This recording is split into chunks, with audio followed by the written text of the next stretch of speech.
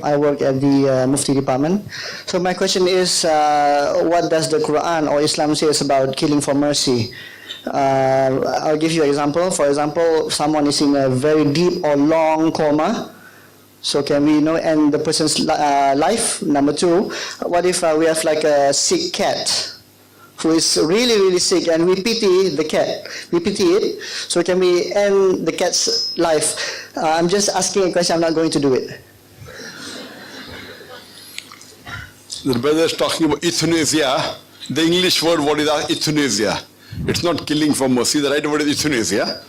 That means if a person is sick and if the doctors say that there is no chance that he can improve and he's like a vegetable, he can continue living by putting on apparatus, life-saving apparatus. So is it permitted in Islam that you can end the life of such a patient? And then it will come to the animal. But first we'll talk about the human being, then we'll come to the animals. As far as euthanasia is concerned, there are two types of euthanasia. One is active and one is passive. In the active euthanasia, if the patient is suffering from certain diseases which the doctors say cannot be cured and he'll be like a vegetable, in active euthanasia, you inject a drug and then you put the patient to death. In passive euthanasia, if the patient is on life-saving apparatus, and if you remove that apparatus, and if he dies, that's called as passive euthanasia. As far as active euthanasia is concerned, injecting a drug to kill a human being, that is prohibited in Islam, it's haram. It's not permitted. Because you cannot take life of any human being. It's Allah subhanahu wa ta'ala who cures and gives life.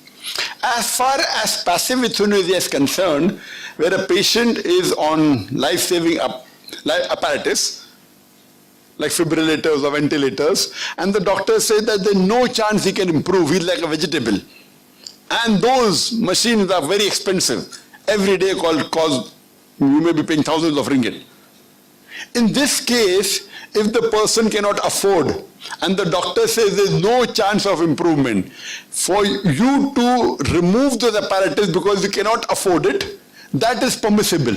Killing actively is prohibited, but passive euthanasia, where you remove the life-saving apparatus because the doctors have said there's no chance of his survival, so passive euthanasia not has to be done, can be done. If you feel they don't have the money, you cannot continue with those bills, and it's no longer going to survive. So when you do passive euthanasia, the patient may die after a few hours, may die after a few days, maybe possible he may not die also. But doctors, what they say is always not correct. So in passive euthanasia, because you have tested for many weeks and months and doctors have given up hope, you can remove the apparatus. If you can't afford it, that is permitted. Hope that answers the question. The cat? Cat is same thing. Same thing, okay.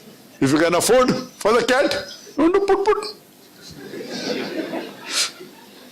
put. Nowadays people spend more on the cat than the human beings. Yes. Thank you. You're most welcome.